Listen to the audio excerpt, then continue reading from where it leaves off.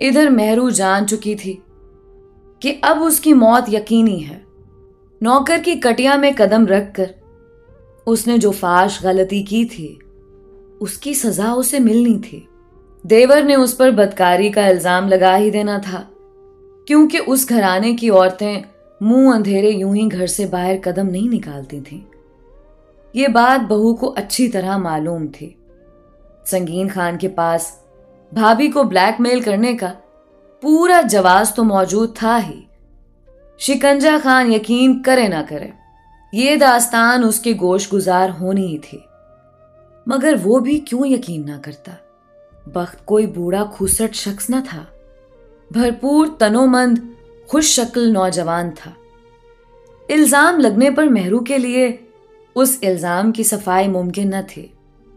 اب جان بچانے کا صرف ایک ہی رستہ تھا کہ وہ کسی طور علاقے کے سردار کے گھر جا کر پناہ لے لے، جو ان کے قبیلے کا سرخیل تھا، مگر وہ بڑے خان کے قلعے کا رستہ بھی نہ جانتی تھی۔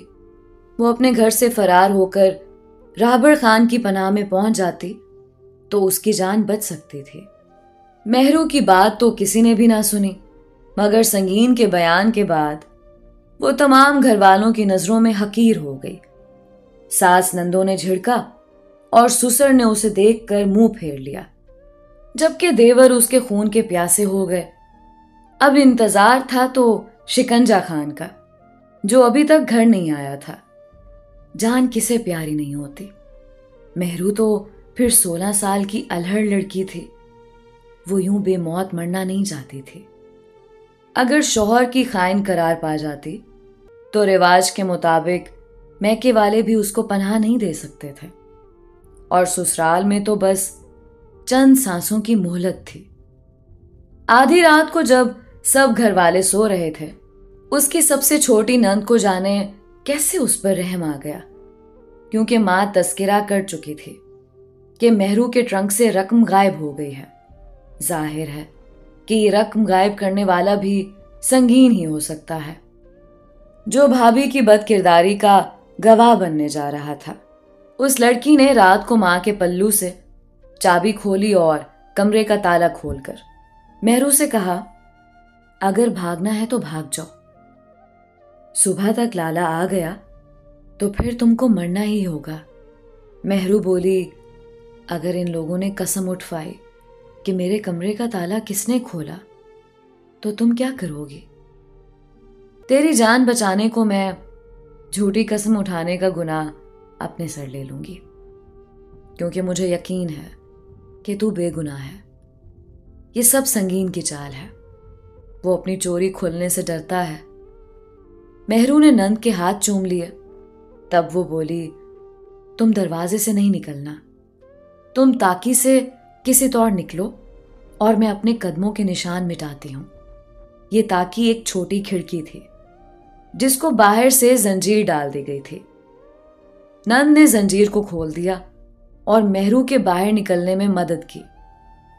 دروازے کو نند نے دوبارہ تالا لگا دیا۔ کچے فرش سے اپنے قدموں کے نشان بھی اس نے مٹا دیے اور آ کر اپنے بستر پر دراز ہو گئی۔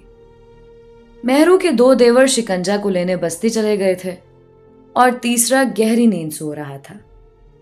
سسر نے کچھ کھٹکا سنا مگر خاموش پڑا رہا۔ مہرو نے گھر سے باہر آتے ہی کھونٹے سے بندھا خچر کھولا اور اس پر سوار ہو کر کسی انجانے راستے پر چل پڑی، وہ رستہ جو اسے گھر سے دور، بہت دور لے جانے والا تھا۔ کافی آگے جا کر اس نے خچر کو واپس گھر جانے والے راستے پر ہانک دیا اور خود پیدل چلنے لگی۔ تمام رات وہ کہیں رکے بغیر چلتی رہی، آڑے ترچھے راستوں کو پھلانگتی۔ ایک رات اور ایک دن کے سفر کے بعد تھکن اس پر اتنی غالب آئی کہ وہ گر گئی۔ سامنے کسی بستی کی روشنیاں نظر آ رہی تھیں، رات سر پر تھے، تعاقب کا خوف اور موت کا یقین تھا۔ پھر بھی سانس کی ڈوری کو مضبوطی سے تھامے وہ اپنے خدا سے مدد مانگ رہی تھی۔ قریب ہی ایک بارش بزرگ گزرا، اس نے لڑکی کو سڑک کنارے گرا ہوا پایا تو گری ہوئی مجبور کو سہارا دے کر اٹھایا اور احوال دریافت کیا۔ مہرو نے اپنی مصیبت اس عمر رسیدہ شخص کو بتا دی۔ وہ بولا، آؤ میرے ساتھ، یہاں کوئی رابر خان نامی سردار نہیں رہتا، تم کسی اور طرف نکل آئی ہو۔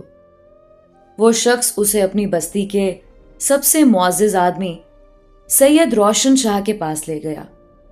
یہ شخص نیک، رحم دل اور سچا انسان تھا۔ جب مہرو نے رو رو کر اس کو اپنی داستان سنائی تو اس نے لڑکی کے سر پر ہاتھ رکھ کر کہا، تم اب میری پناہ میں ہو اور آج سے میری مہمان ہو۔ جب تک میرے جسم میں سانس ہے تمہارا کوئی بال بیکا نہیں کر سکتا۔ جھوٹ کیا ہے اور سچ کیا ہے اس کا بعد میں پتہ چل جائے گا۔ تم بے خوف ہو کر میرے گھر میں رہو اور ہر فکر سے آزاد ہو جاؤ۔ جب مہرو کے فرار کا علم اس کے ساس، سسر اور دیور کو ہوا تو انہوں نے منادی کرا دی کہ مہرو پر بدکاری کا الزام تھا، سو اسے قبل کہ اس کا شوہر آتا اور وہ خائن ثابت ہوتی وہ پہلے ہی بھاگ نکلی، سو اب اس کا قتل قبیلے کے ہر فرد پر واجب ہو گیا ہے۔ وہ جس کو بھی کہیں مل جائے اسے ہلاک کر ڈالے۔ یہ اعلان سنتے ہی بستی کے چند جوشیلے نوجوان غیرت کی آگ میں جل اٹھے۔ تبھی شکنجہ خان بھی بھائیوں کے ہمراہ بستی آ پہنچا۔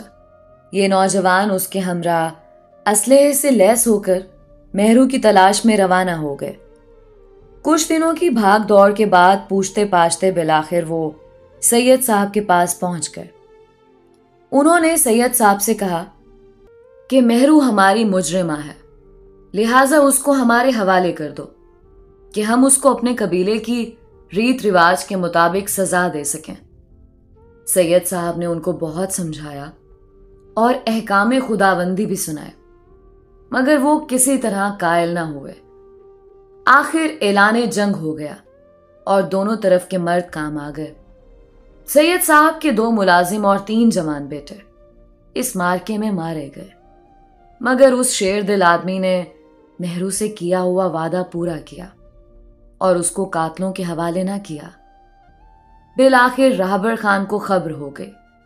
سردار نے مداخلت کی اور مشتعل افراد خچروں پر اپنی لاشیں اٹھا کر چلے گئے۔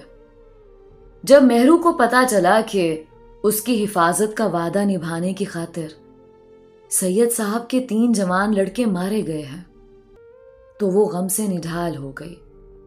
اس نے سوچا کہ اس کو ابھی اور اسی وقت سید صاحب کے گھر سے چلے جانا چاہیے، ورنہ وہ لوگ اس کو حاصل کرنے دوبارہ آئیں گے۔ وہ سید صاحب سے اس قدر شرمندہ تھی کہ ان کو اپنا منہ دکھانے کا حوصلہ بھی نہ تھا کہ اس کی وجہ سے ان پر اتنی بڑی قیامت ٹوٹی تھی۔ وہ اسی وقت گھر کے پچھلے دروازے سے نکل کھڑی ہوئی۔ گھر میں کوہرام مچا ہوا تھا، کسی کو اس کے چلے جانے کا ہوش نہ تھا۔ عصر کے بعد کا وقت تھا، شام سر پر تھی جب وہ سید روشن صاحب کے گھر سے نکلی تھی۔ سمجھ نہ پا رہی تھی کدھر کو رخ کرے۔ دنیا اس پر تنگ ہو چکی تھی اور زندہ رہنے کے تمام راستے مسدود ہو گئے تھے۔ موت کی پرچھائی کے خوف سے تو مر جانا ہی بہتر تھا۔ وہ نہر کے قریب پہنچی اور اس میں کود کر جان دینے کا فیصلہ کر لیا۔ تبھی اس کی نظر ایک شخص پر پڑی جو نہر کے کنارے سجدہ ریز تھا۔ اس نے سجدے سے سر اٹھایا تو مہرو کو دیکھا کہ وہ ندی میں کود جانے کو پر تول رہی تھی۔